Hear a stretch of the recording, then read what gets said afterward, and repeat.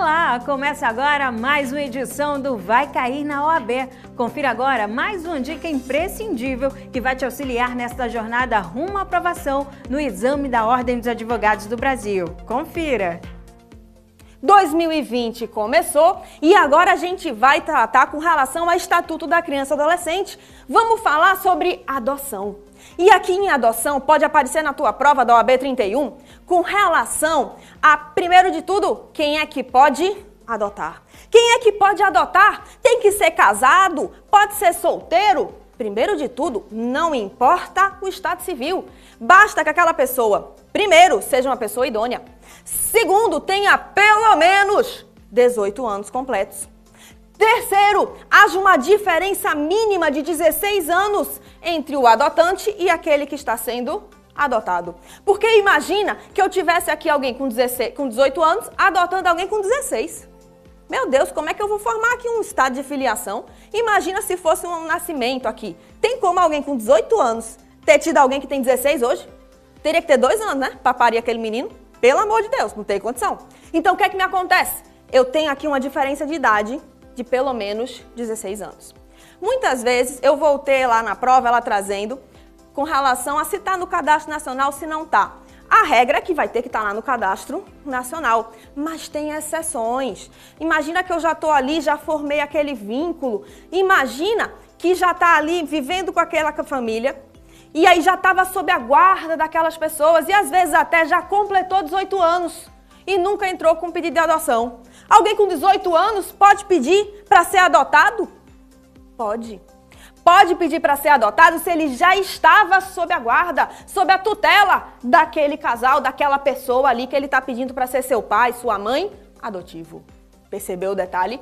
Então a minha regra, inclusive, é que eu vou ter a pessoa sendo adotada, o menino, a criança ou o adolescente, menor de 18 anos. Mas eu posso ter sim a adoção de maior de 18 anos, no caso de ele já estar sob guarda, sob tutela anterior. Se liga nesse ponto. Agora, o que acontece? Eu já comecei aqui falando para adoção porque eu me animei. Só que lembre que a adoção ela é uma forma de colocação em família substituta. E a adoção, eu posso dizer a você, é uma exceção da exceção.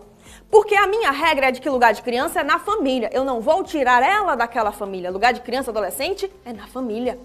Mas se não tem outro jeito, eu tiro. E aí eu vou ter a colocação em família substituta. E aí eu tenho, por exemplo, a guarda. Eu tenho a tutela e eu tenho a adoção.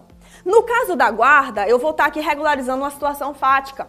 No caso da guarda, eu vou ter aqui, imagina, que o pai está preso e aí o menino está com os avós. Não tem mais quem esteja, pronto. A guarda, de fato, ali está com quem? Está com os avós. Eu posso chegar e regularizar por meio até de uma ação de guarda específica. A guarda pode vir sozinha. Mas a guarda também pode vir dentro de uma tutela, pode vir dentro de uma adoção.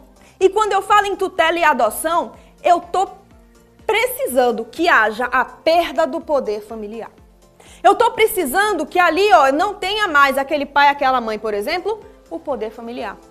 No caso da tutela, ela vai acontecer quando eu tenho ali que os pais morreram. Eu não tenho mais os pais.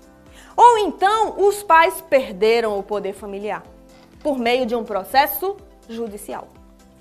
E aí perceba o seguinte, perdi o poder familiar, pode ser ao mesmo tempo em que está acontecendo aquele procedimento, né, aquela ação de guarda, aquela ação referente à tutela, ou pode ser anterior. Imagina, perdeu ali o poder familiar e aí o menino está no acolhimento institucional, no acolhimento familiar e posteriormente acontece a adoção, mas pode ser também concomitante. Com relação à perda do poder familiar, se ligue, artigo 1638 do Código Civil e artigo 23, parágrafo 2º do ECA, vai me trazer aqui várias hipóteses de perda do poder familiar. E aí uma das hipóteses que eu vou ter, por exemplo, lá no Código Civil, o abandono. Abandonou aquele menino. O pai foi-se embora, Lu, não quis mais saber do menino, não mandou dinheiro, nem ligava mais, não sabia nem mais nem que existia. Ele não tem mais o poder familiar ali. É uma hipótese que eu pego e entro com um processo, entro com uma ação. É o juiz que determina a perda do poder familiar. E aí o pai vai ter lá reconhecido essa perda do poder familiar. Perceba um outro detalhe. Lá no ECA, artigo 23, parágrafo 2º, eu vou ter com relação à perda do poder familiar daquele que tem ali o poder familiar, mas que ele pratica um crime doloso, sujeito à reclusão. contra o filho. Pratica um crime doloso, sujeito à reclusão, contra outro descendente. Pratica um crime doloso, sujeito à reclusão, contra outra pessoa que detém aquele poder familiar. É o pai que mata a mãe, é o avô que mata o neto. E aí eu tenho aqui, se o avô matou esse neto, quem me garante que não vai matar o outro neto? Imagina que o avô é que está com o poder familiar daquele menino com uma tutela, por exemplo. Lembra? Se não tem os pais, eu posso ter ali uma tutela. Aí o que é que vai me acontecer aqui? No caso da adoção, eu vou ter que analisar primeiro essa questão da perda do poder familiar. Mas pode aparecer na sua prova de ele querer saber se aquela adoção ela é nacional ou se aquela adoção ela é internacional. O que é que você precisa observar para determinar se é nacional ou internacional? Imagina que ele te disse o seguinte: o adotante, ele mora na Inglaterra, mas ele é brasileiro. Ele mora num país que esteja lá como um dos signatários da Convenção de Haia. Geralmente ele não vai te complicar com relação a isso, tá? Com relação a esse ponto, se tá na convenção, se não tá, ele vai escolher esses países que você já, por natureza, você já sabe que ele já tá. Imagina uma Itália da vida, por aí, vai. Só que aí o que acontece? Ele vai e coloca pra você que o menino que o adotante mora na Itália, mas é brasileiro. E agora? O adotante mora na Itália, mas é brasileiro. Ah, Lu, então é adoção nacional, né? Porque não é brasileiro? De jeito nenhum. O que me interessa para dizer se a adoção é nacional ou internacional é se o menino vai morar no território brasileiro ou vai morar fora. Porque se o menino vai morar no Brasil, se o adotante mora no Brasil, a adoção é nacional. Mas se o adotante mora fora, o menino vai para o estrangeiro, não vai estar aqui não.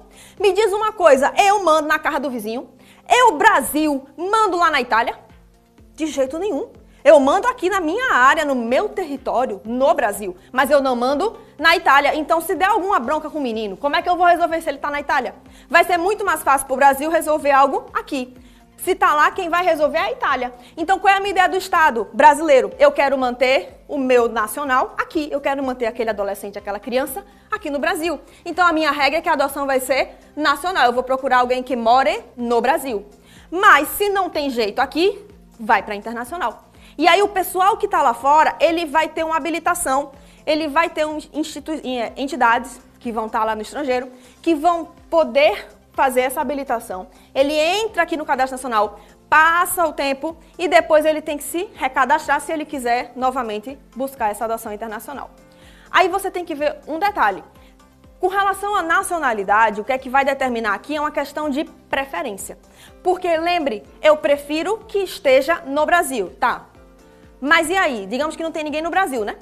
Aí tá lá fora. Lá fora tem brasileiro e tem estrangeiro. Eu vou preferir o quê? Que esteja com um brasileiro e não com um estrangeiro. Então a ideia do brasileiro é de você analisar, tá? A adoção é nacional ou internacional? Tá, agora, brasileiro ou estrangeiro que vai adotar? Prefiro o brasileiro. Aí o que é que vai me acontecer aqui na adoção nacional e na internacional? Na adoção nacional, eu vou ter aqui aquele estágio de convivência de 90 dias. E esse estágio de convivência de 90 dias, ele é prorrogável por igual período. E aí esse tempo, a minha ideia é que ele conviva com aquela criança, com aquele adolescente, aquele adotante, para ver se aquilo ali vai dar certo mesmo. Porque uma vez adotado, para sempre adotado, eu não volto atrás por minha vontade. Eu não posso chegar e querer desadotar o filho que eu adotei. Imagina o seguinte, eu pari um menino, eu posso desparir um menino? Não tem como. É a mesma ideia aqui da adoção, uma vez feita, você não vai poder desfazer. Aí o que é que acontece? Por sua vontade.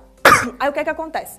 Com relação aqui a esse estágio de convivência de 90 dias, prorrogáveis por mais 90, estou na adoção nacional. Ele pode ser dispensado, porque imagina que aquele menino ele já está no convívio. Eu já estou ali convivendo com aquela pessoa antes. Eu já tenho uma guarda anterior, por exemplo.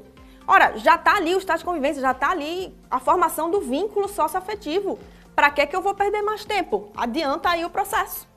Já no caso da adoção internacional, eu vou ter de 30 a 45 dias prorrogáveis por igual período. E esses 30 a 45 dias não, eu vou dizer de novo que é para você não se esquecer, não pode ser dispensado. Por quê? Porque esse menino ele vai pro estrangeiro. Lembra? Eu não mando no terreno do vizinho. Então o Brasil, depois que foi, já era. Então eu vou ter que ter aqui que o estrangeiro vai vir aqui para o Brasil. O brasileiro que mora fora vai vir aqui para o Brasil, vai passar esse período para poder aí ter a adoção. E aí vem um outro detalhe. Lu, mas imagina que esse cara que está lá fora, ele não pode vir. Ele pode mandar alguém para adotar por procuração? Aí veja só, eu vou lhe fazer uma pergunta. Você tem como parir por procuração? Não tem. Então, se você não tem como parir por procuração, a mesma ideia aqui na adoção. É vetado, viu? É vedado, não pode ter aqui a adoção por procuração. E aí vai vindo outros detalhes com relação à adoção que eu quero destacar para finalizar. Primeiro de tudo, eu já falei que uma vez adotado não vai poder ser desadotado.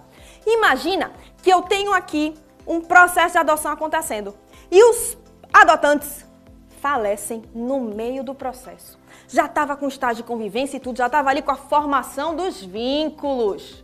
E agora? Faleceu no meio do processo, encerra esse processo? Paro por aqui, o menino volta lá para acolhimento institucional? Não. Qual é a minha ideia? O melhor interesse da criança e do adolescente é melhor para ele estar, por exemplo, com os avós. Não tem não a tal da família extensa? Vai com os avós, vê se tem avós, vê se tem tios, vê se tem alguém ali daquela família extensa que possa estar com ele. Porque eu já estou aqui com a formação dos vínculos encaminhada.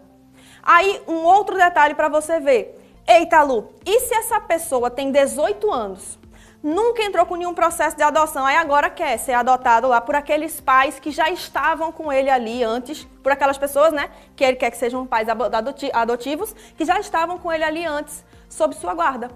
Pode. Qual é a minha regra? Adoção menores de 18.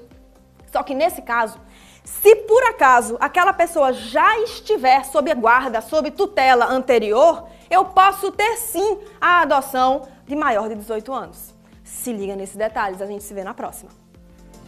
Lembrando que estas e outras orientações sobre os assuntos abordados no exame da Ordem dos Advogados do Brasil, você também pode encontrar no nosso Instagram, @VaiCairNaOAB. A todos, bons estudos e até o nosso próximo programa.